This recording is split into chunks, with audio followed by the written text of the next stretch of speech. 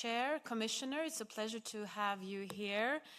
The IMF has estimated that the barriers in the EU internal market would be comparable to 45% of tariffs in manufacturing and 110% in services. That's huge. And if we really want Euro to be competitive, we must cut red tape, we must remove the barriers in the single market for goods, services, and capital, and enforce the current legislations. And we need to enforce the rules before we create new ones. That's really important at this stage.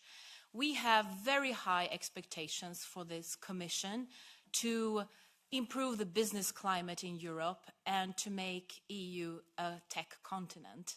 So my concrete questions to you, which I hope you can answer today, is what single market barriers concretely have you identified as the most pressing and hurting when drafting this single market strategy?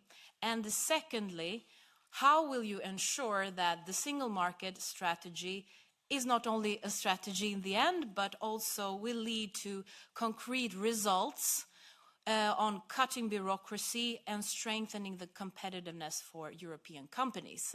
Look forward to your answer.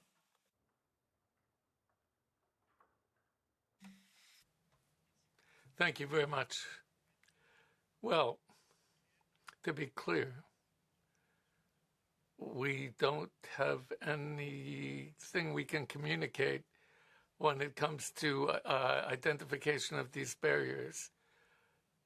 So that's going to be the basis of the Commission's work, of course. But when it comes to the present, I think we should really focus on a number of barriers that have a major economic impact.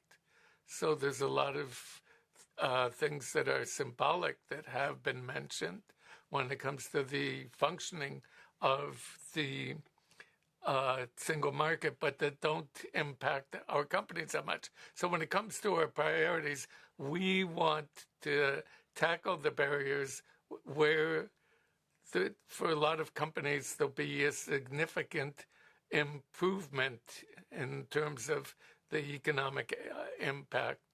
So when it comes to the equivalent of tariff duties, we have to see how many of these barriers we can bring down.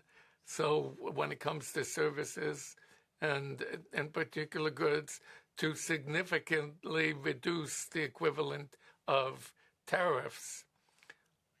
And we're going to be working on streamlining, harmonization.